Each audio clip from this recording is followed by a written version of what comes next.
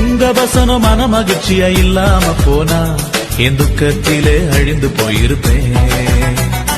உங்க வசனம் மன மகிழ்ச்சியா இல்லாம போனா என் துக்கத்திலே அழிந்து போயிருப்பேன்.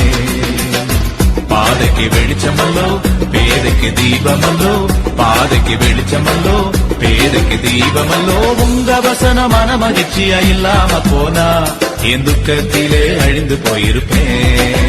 கர்த்தருக்கு ஸ்தோத்திரம்.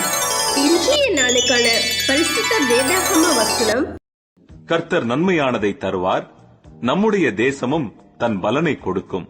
உங்க வசனம் மன மகிழ்ச்சியா இல்லாம போனா என் துக்கத்திலே அழிந்து போயிருப்பேன்.